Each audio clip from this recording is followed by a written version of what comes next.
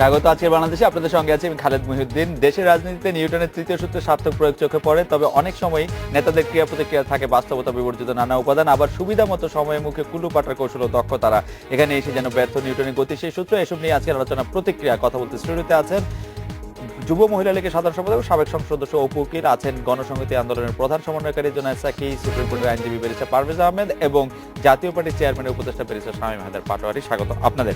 আমি অপু উকিল আপনার কাছে প্রথমে জানতে চাইবো যে ফাঁসির দণ্ডে মৃত্যু হওয়া কাদের মোল্লা এবং কারাদণ্ডে থাকা গোলাম আজমের মৃত্যুর পর রাষ্ট্র দাফন কাফনের দ্বিমুখী অবস্থান নিয়েছিল বলে কেউ কেউ বলছেন।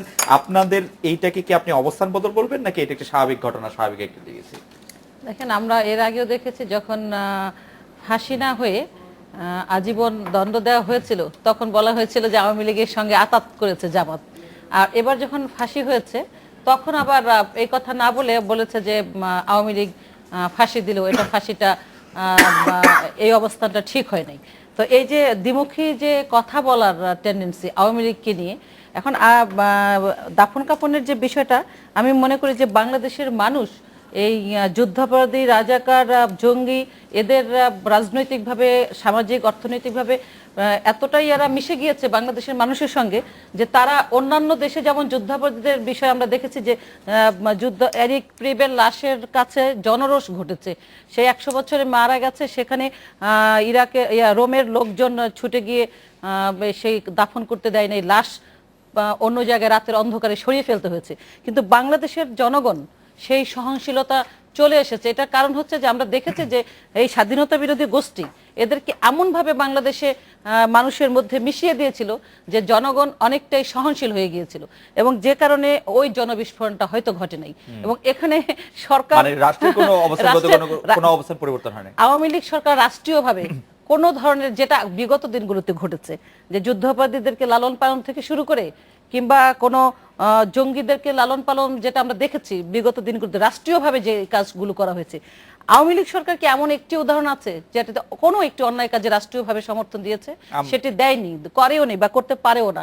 এটা বিগত দিনগুলোতে দিয়েছে বিএনপি গভর্নমেন্ট, যে কারণে তারা এই নিজেদের দোষটাকে ঢাকবার জন্য এই জামাত জঙ্গিদেরকে এই বাংলাদেশে লালন পালন করেছে বিএনপি। এখন যুদ্ধাপরাধীদের যে বিচার কার্যটি আওয়ামী লীগ করছে, সেখানে তারা অভিনন্দিত না করে নীরব থেকে, কিংবা একটি গোষ্ঠী, সেই স্বাধীনতা বিরোধী গোষ্ঠী এখন ফাঁসি হলে বলছে যে এটা বেশি হয়ে গেল, আর ফাঁসি না হলে বলছে যে আতাত হতে পারে।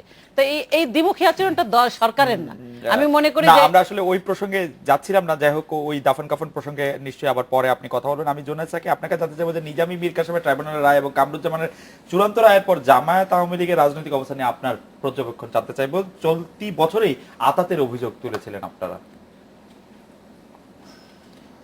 ধন্যবাদ আপনাকে। আসলে মানে 1971 সালে বাংলাদেশের যে উত্থান, রাষ্ট্র হিসেবে বাংলাদেশ কায়েম হওয়া, এটা তো একটা রাজনৈতিক ঘটনা, এবং এই ঘটনার মধ্যে আমরা দেখব যে আমরা একটা যুদ্ধ করে স্বাধীন হয়েছি, ফলে সেখানে গণহত্যা সংগঠিত হয়েছে, এবং গণহত্যায় পাকিস্তান সেনাবাহিনী গণহত্যা চালিয়েছে, তাদের সহযোগী রাজনৈতিক শক্তি ছিল জামাত ইসলামী সহ 4টি রাজনৈতিক দল। এখন দুটো জিনিস এখানে আছে, একটা হচ্ছে যে গণহত্যায় যারা সরাসরি অংশ নিয়েছে, সহযোগিতা করেছে, এটা একটা ক্রিমিনাল অফেন্স, যুদ্ধাপরাধ। দ্বিতীয় জিনিস ছিল রাজনৈতিকভাবে বাংলাদেশ রাষ্ট্রের অস্তিত্বের বিরোধিতা করা। এই দুটো বিষয় নিয়ে আলোচনাটা আসলে আসা দরকার। প্রথমত একটা বিষয় হচ্ছে যে যুদ্ধাপরাধীদের বিচার যদি না হয়, বাংলাদেশ রাষ্ট্রের জন্মের সময় যে হত্যাকাণ্ড কিংবা ভয়াবহ অপরাধ সংঘটিত হয়েছে তার বিচার না হলে এই রাষ্ট্রে কোনো বিচারই আসলে ন্যায্য হয় না। কাজে যুদ্ধাপরাধীদের বিচারের প্রশ্নটা বাংলাদেশ রাষ্ট্র কায়েমের সাথে, আমাদের এই রাষ্ট্রের ন্যায় বিচারের প্রশ্নের সাথে গভীরভাবে যুক্ত। এটা 43 বছর ধরে নানানভাবে ঝুলেছে, এবং সেটা এখানকার শাসকদের রাজনীতিরই ফলাফল।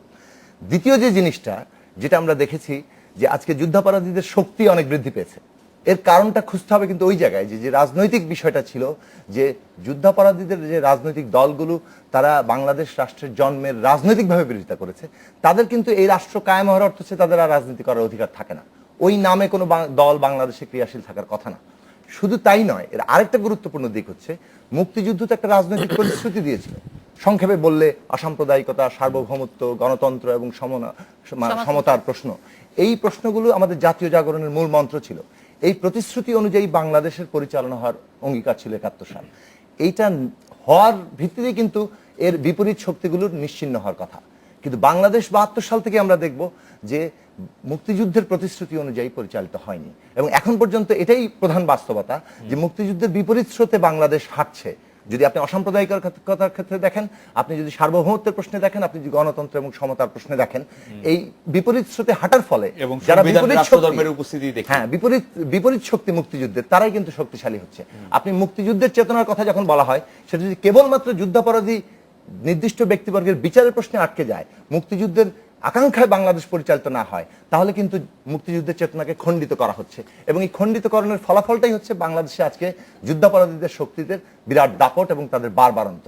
আজকের বর্তমান সরকারের যে প্রশ্নটা আমরা দেখতে পাচ্ছি, যে তারা যেহেতু মুক্তিযুদ্ধের পথে বাংলাদেশকে নিয়ে যেতে পারছে না, যার ফলে তারা কেবলমাত্র ওই ব্যক্তিবর্গের বিচারকে কেন্দ্র করে মানে আটকে আছে, এবং সেই বিচারটাকে তাদের রাজনৈতিক ক্ষমতা দীর্ঘায়িত করার ক্ষেত্রে অনেক ক্ষেত্রে ব্যবহার করছে বলে বাংলাদেশকে মুক্তিযুদ্ধের যে চেতনার পথে নিয়ে যেতে ব্যর্থ হচ্ছে। আমি নিশ্চয়ই এই বিষয়ে আপনি আর একটু বিস্তারিত ব্যাখ্যা করবেন সাকিব ভাই। আমি একটু ব্যারিস্টার পারভেজ আহমেদের কাছে আসতে চাই। ব্যারিস্টার পারভেজ আহমেদ, আপনি নিশ্চয়ই লক্ষ্য করেছেন যে গোলাম আজমের ছোট ছেলে আব্দুল্লাহ হিল আমান আজমি এটি চ্যালেঞ্জ ছুড়ে দিয়েছেন, জামাতের প্রত্যক্ষ সহায়তা ছাড়া বিএনপি কখনো রাষ্ট্র ক্ষমতায় যেতে পারবে না, এবং বলেছেন যে 90 পরবর্তী বিএনপি কখনো রাষ্ট্র ক্ষমতায় যেতে পারেনি জামাতের প্রত্যক্ষ সহযোগিতা ছাড়া। আপনি কি এই বক্তব্যটির সাথে একমত কিনা, এবং তিনি বিএনপি অকৃতজ্ঞ দলও বলেছেন? প্রথমত হচ্ছে যে ব্যক্তি এই কমেন্টসটি করেছে ফেসবুকে, সে হচ্ছে বাংলাদেশের সেনাবাহিনী কর্তৃক অবসরপ্রাপ্ত একজন সাবেক সেনা কর্মকর্তা, বরখাস্তকৃত সাবেক সেনা কর্মকর্তা। উনি বাংলাদেশ জামাত ইসলামী বা অন্য কোনো দলের সাথে সম্পৃক্ত আছেন বলে আমি জানি না। এখন শুধু গোলাম আজমের ছেলে হওয়ার সুবাদে হয়তো উনি এই মন্তব্যটি করেছেন, যার জন্য এটা আজকে আলোচনার বিষয়বস্তু হিসেবে আসতে পেরেছে। প্রশ্নটি হয়েছে উনি মন্তব্যটি কখন করেছেন। ওনার কাছে মনে হয়েছে যে বিএনপি নামক জামাতের সঙ্গে যে অ্যালায়েন্সটি আছে, সেখানে গোলাম আজমের মৃত্যুর পরে স্বভাবতই ওনাদের পার্টিসিপেশন বা জানাজায় যাওয়া বা শোক প্রকাশ করা, এই ব্যাপারে কোনো রকম রিয়াকশন দেখানোর একটা ব্যাপার ছিল, যেটা বিএনপি করেনি তাদের দাবি মতে। ফলশ্রুতিতে তার একটি লোক তার বাবাকে হারিয়েছে, তার ফলশ্রুতিতে সে একটা রাজনৈতিক কমেন্টস দিয়েছে ফেসবুকের মধ্যে। আমি মনে করি যে এটা এই জায়গায় যদি আমিও হতাম, কথা সেখানে মধ্যে একই ধরনেরই প্রশ্নরা আসতো। এই কথা কি সত্য? এই কথা তো সত্য, কিন্তু একজন, আমি বলি, এই মন্তব্যটি যদি একজন রাজনৈতিক কোন জামাতের কোন নেতা করতেন, তাহলে কিন্তু আমি মন্তব্যটি গোলাম আজম কিন্তু একজন কেবলমাত্র জামাতের নেতা নন, উনি জামাতের আধ্যাত্মিক মানে জামাতের আধ্যাত্মিক স্পিরিচুয়াল লিডার উনি অবশ্যই। প্রশ্নটি হচ্ছে যিনি করেছেন তিনি কিন্তু নিজেই বলেছেন, এবং পরের দিন সরিও বলেছেন যে এই বক্তব্যটি সম্পূর্ণ আমার নিজস্ব, এবং এই বক্তব্যের সাথে জামাতের কোনো বক্তব্যের কোনো মিল নেই। সুতরাং এরকম ভাবে একজন উনি যদি পর্যবেক্ষকও হয়ে থাকেন, ওনার ওই দৃষ্টিভঙ্গিতে উনি এই মন্তব্য করতেই পারেন, কিন্তু একজন জাতীয়তাবাদী সৈনিক হিসেবে আমি যেটা মনে করি সেখানে হচ্ছে যে এই বক্তব্যটি কতটুকু সঠিক বা ব্যাঠিক, এটা শুধু আপনাকে দেখার জন্য শুধু নির্বাচনগুলির দিকে তাকালেই হবে। 1991 সালে যে নির্বাচনটি হয়েছে, ওখানে বিএনপি অলমোস্ট এককভাবে সংখ্যাগরিষ্ঠতা পেয়েছে, অলমোস্ট আমি বলিনি সম্পূর্ণ পেয়েছে। সেখানে জামাতের একটু সাপোর্ট আমরা দেখেছি। 96 সনেও আমরা দেখেছি নির্বাচনের মধ্যে জামাতের বাস্তবিক অবস্থানটা, এবং তারপরে তার জন্য সো আমরা কথা হচ্ছে এই হারজিত নির্বাচনের যে অঙ্ক, সেটা আরেক ধরনের অঙ্ক। আচ্ছা পারভেজ ভাই, আপনি নিশ্চয়ই এটা নিয়ে বলবেন। আপনি একটু এটা বলবেন কি, যে ধরেন আপনাদের বৃহত্তর অংশীদার একটি দল, সেই দলের আধ্যাত্মিক নেতা মারা যাওয়ার পর বিএনপি থেকে শোক বার্তা দেওয়া হয়নি কেন? না, আচ্ছা, কেনটা আপনি বাদ দেন, কেনটা নিশ্চয়ই পলিসি মেকাররা বলেছেন। আপনি ব্যক্তিগতভাবে কি সেই শোক বার্তাটি না দেওয়ার পক্ষে? মানে আপনি মনে করেছেন দু ধরনের। আপনি যদি আমাকে ব্যক্তিগতভাবে বলেন যে একজন মুসলমানের মৃত্যুতে আরেকজন মুসলমান শোক বার্তা দিবে কিনা, আমি মনে করি উই শুড। এটা এক জিনিস, পার্সপেক্টিভ। তো যখন বিং এ পলিটিশিয়ান আপনি চিন্তা করবেন, আপনি যখন রাজনৈতিক মেরুকরণে চিন্তা করবেন, অ্যালায়েন্সের কথা ভাববেন, জনগণের আশা আকাঙ্ক্ষার প্রতিফলনের চিন্তা করবেন, এবং আগামীতে আপনাকে জনগণের দোরগোড়ায় আবার যেতে হবে বলে চিন্তা করছেন, এবং এখানে যখন আবার রাজনৈতিক একটা খেলা এবং কৌশল এবং ইদানিং যুক্তকৃত অপকৌশলও যুক্ত হয়ে গিয়েছে, সেখানে কিন্তু আপনাকে অনেক ইকুয়েশন দিকে তাকাতে হবে। সো সেই দৃষ্টিভঙ্গি থেকে আমি মনে করি বিএনপি যে দৃষ্টিভঙ্গিটি নিয়েছে, এটা আমি মনে করি যে I should salute for that. কারণ একজন আদালত কর্তৃক স্বীকৃত যুদ্ধ অপরাধী, আমি বিশ্বাস করি না করি, সেটা দ্যাটস দ্য ডিফারেন্ট ইস্যুস। আদালত কর্তৃক দোষী সাব্যস্তকৃত একজন ব্যক্তি, এবং যার পলিটিক্যাল আইডিওলজির সাথে বাংলাদেশের মানচিত্র কখনো যায় না। সুতরাং সেখানে বিএনপি যে সেক্টর কমান্ডারের দল হিসেবে, দেশনেত্রী বেগম খালেদা জিয়ার দল হিসেবে যেই অবস্থান গ্রহণ করেছে, I should respect and I should salute for that. আপনাকে ধন্যবাদ। ব্যারিস্টার শাহরিয়ার পাটোয়ারি, বঙ্গবন্ধুর খুনিদের গড়া ফ্রিডম পার্টিকে এরশাদ আমলে পুনর্বাসনের বিষয়টি আজ আবার বক্তব্যে সামনে এনেছেন প্রধানমন্ত্রী শেখ হাসিনা। এই বিষয়ে আপনার দলীয় অবস্থান কি বা আপনাদের দলীয় কোনো অবস্থানটা অবস্থান আছে কিনা? এটা এখন যদি আপনি হিস্ট্রি দেখেন ৭৫ পরবর্তী হিস্ট্রিতে কোনো একটা অজানা কারণে রশিদ এবং ফারুক এরা কিন্তু সব গভর্নমেন্টের আমলে একটা প্যাসেজ পেয়ে গেছে। খালেদ মোশাররফ যখন বিপ্লব করলেন 2nd or 3rd নভেম্বর, এরপরে উনি যখন বঙ্গভবন দখল করলেন, কোন একটা অজানা কারণে কিন্তু এই ফারুক এবং রশিদকে সেফ প্যাসেজ দিয়ে দেওয়া হলো কোরিয়া বা আমেরিকা, আই ক্যান রিমেম্বার। মানে জিয়া গভর্নমেন্ট এবং এরশাদ গভর্নমেন্টের আমলে সুবিধা পেয়েছেন। সুবিধা পেয়েছে এটা আমি বলবো না, এটা ওই সময় থেকেই সবসময়ই তারা একটা এক্সিট সবসময় পেয়ে আসছে আনটিল 1996। তো এটার জন্য কোনো একটি সরকারকে দোষারোপ করাটা ঠিক হবে না। কালেকটিভলি এর পিছনে কোনো একটা রহস্য আছে যেটা আমরা জানি না, এবং ডেফিনেটলি আমার কাছে মনে হয়েছে যে বঙ্গবন্ধু হত্যায় যাদের ফাঁসি হয়েছে আমাদের এখানে, শুধু এই যে এরা যে জড়িত এটা না, এর পিছনে ডেফিনেটলি বিহাইন্ড দ্য সিন কিছু আছে।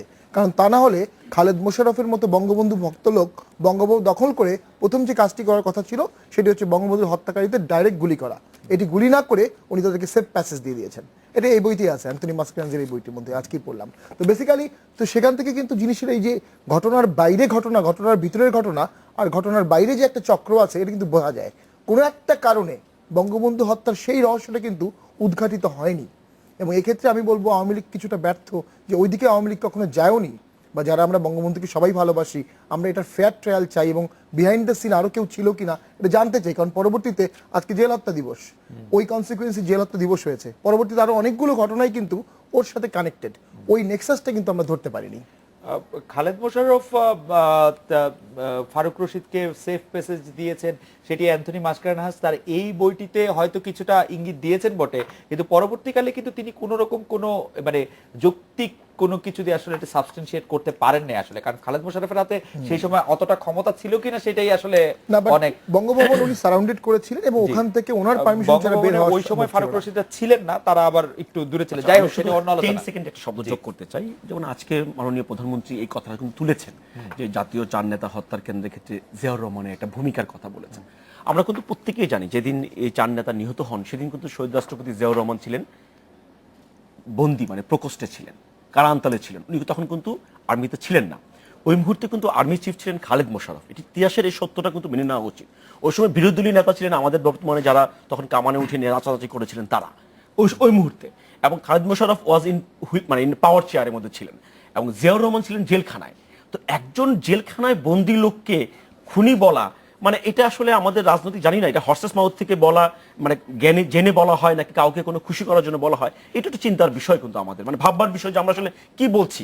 কারণ ইতিহাস তো ঢেকে ফেলতে পারবেন না, আপনি ইতিহাসের মানে দ্বারুমোচন করার কথা বলবেন, তো ইতিহাস তো এমন জিনিস না যে আসলে যেটি ব্যারিস্টার শামীম আহমেদ পাটোয়ারি বলছিলেন যে ৭৫ পরবর্তী যে সরকারগুলো এসেছিল তারা আসলে ইতিহাসটাকে অন্ধকারে রাখার ক্ষেত্রে বেশি ভূমিকা পালন করেছে রাদার দেন এটা আলোতে নিয়ে আসা।